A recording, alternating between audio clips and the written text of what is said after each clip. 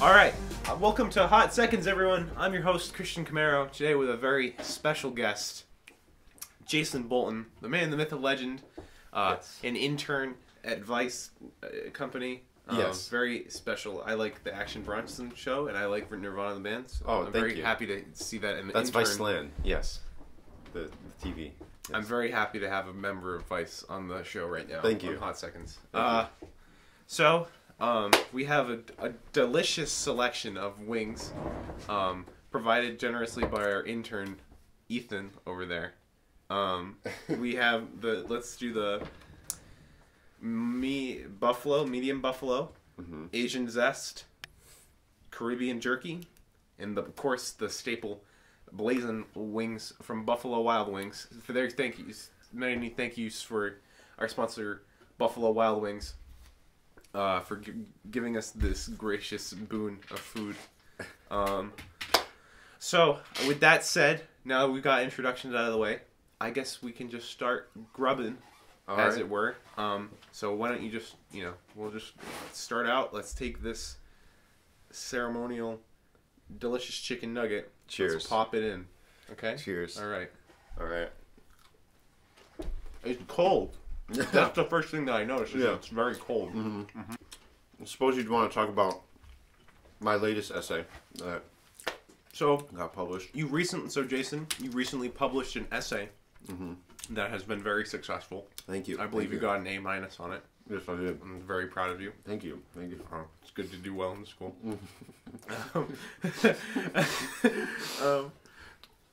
So paid mods, very big contentious topic in the gaming industry right now. Very important for the future of our industry as we move forward. Yes. Yeah.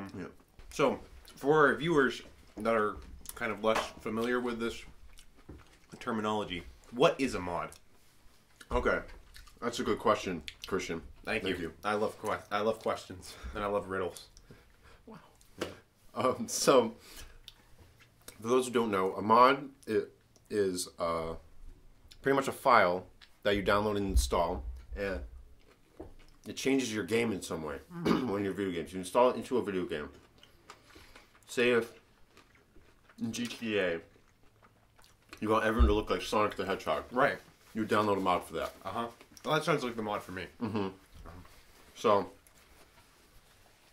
in the Elder Scrolls series is this series by Bethesda. It's a role-playing game, and it's kind of like medievally, it's magic, Right. swords, all that stuff. So, this is a series that's been around since The 90s. 90s. Yeah, 90. Actually, I think late 80s. I'm not positive on the date, but Computer games. yeah, computer games. Yeah, it's been around for a long time, and they're famous for having their mods in it because there's a huge modding community sitting around making and publishing these mods. Websites like Nexus Mod Manager, you can upload your mods. So pretty much, but mods are so significant in the Elder Scrolls because it's a game series that's about like having like your own like stories be true in the, like in Star Wars, Disney is in control of what's true and what's not in this universe. They're very strict about it. Right. Whereas in this, it's like, oh, if you want to pretend that this guy is like secretly a mass murderer in his spare time, you can do that. You can make decisions. Yeah, for it's the all world. it's a headcanon sort of thing. Definitely. So mods help these players bring those headcanons to life. Right. And, like, actually be in the game. Right, because there's only so much developers can do with the time that they're allotted. Exactly. They have to make a sandbox that's big enough for modders to come in and expand on those ideas. Exactly. Yep. Exactly. So, we've kind of hinted at this. But what has the community response been to these mods? From both sides. From both modder and I guess consumer mods. And I guess with that being said, there's a lot of places where these things kind of lap over. A great example of that was the author of the really famous mod, The Forgotten City. It won like a writer's award and stuff like that.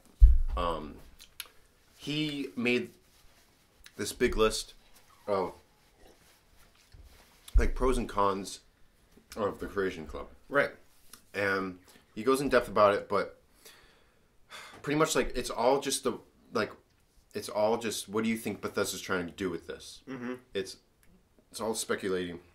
Are they trying to get rid of free mods, or are they just trying to put in a new system where modders can get paid for their work? Yeah, and with that being said, I don't think Bethesda is trying to get rid of free mods, which is we're fortunate for. Pete Hines is a very transparent kind of head of marketing, and the Creation Club in its current state is trash. There's no reason to use Creation Club unless you're on the PlayStation 4.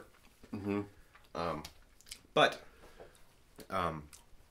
you know, it's promising, the idea that you could actually get like some rewarding gameplay systems. Mm-hmm. Akimbo weapons for Fallout 4, for example, is something that's kind of outside the realm of modders, but working on it with talented modders working with Bethesda could lead to some pretty great results. Well, a lot of the community members and particularly the mod makers are outlashing at this because it seems like a step forward in the direction of making all mods paid for, maybe with the next Elder Scrolls title. Yeah. And really for the mod makers, it's not so much about getting paid for their work. Right. Because it's just, they are very passionate about this game series. They care about it. They care about it, and they love doing this. Right. They see a gameplay experience that's not there that they want to be there, so they just make it. Exactly. As somebody who is planning on getting into modding myself, right. I feel this way. I don't feel like this needs to be a job. This is just a hobby. It's something I enjoy. Exactly. So a lot of people are just upset. They don't really see the point of them adding in this system. Right. When people don't even really want money. And if a modder is interested in getting money off of their work, they can start a Patreon. Mm-hmm. Or like some other service like that where people could just donate money to them. All right. Are you ready to embark on this final trip to Spicetown with the blazing I'm wings? ready. All right. So the last. This is called the last tradition around here. This is tradition around here, right? This is called the last drowning, ceremonial drowning. Oh, okay. Where we grab the beautiful wing and we. Oh, yes. You don't have to if you don't want to. You don't have to if you don't want to, but No, it's all right. It's tradition. it's tradition around here. Yeah. Don't you know? Can I get some? Okay. You already popped the wing. I haven't even done this yet. It tastes like candy. Okay. Can I try one? Yeah. Oh! Hey. Oh.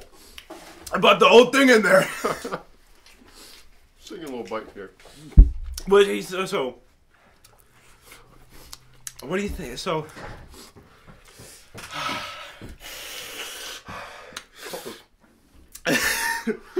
what do you think? What do you think is the future for mods? Okay. Look at me in the eyes. I think it's promising. Mm-hmm.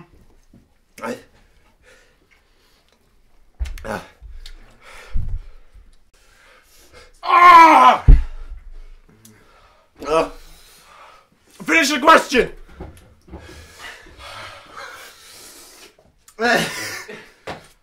Sit down in your chair. You got a job to do. I don't like it at all. Finish the question. Imagine if on Hot when Sean Evans started yelling at the guest.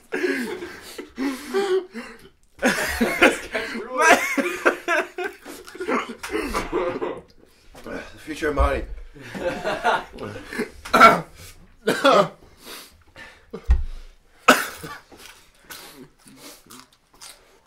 I think it's really promising.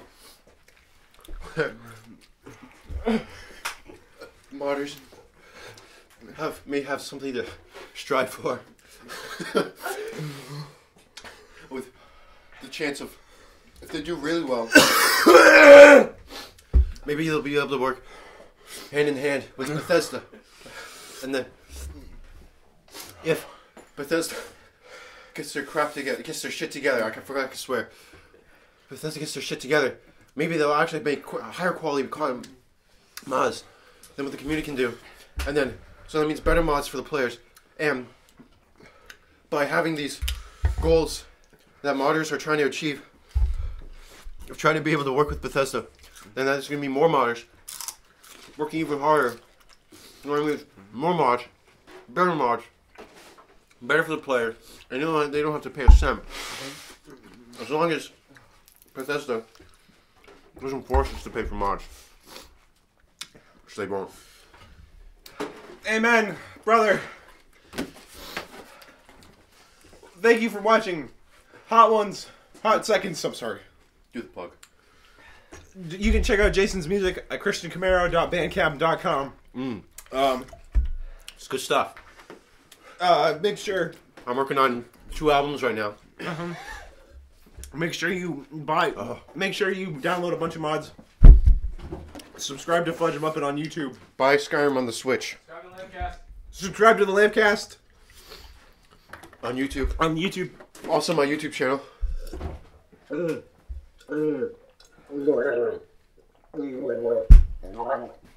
That feels good. Ah!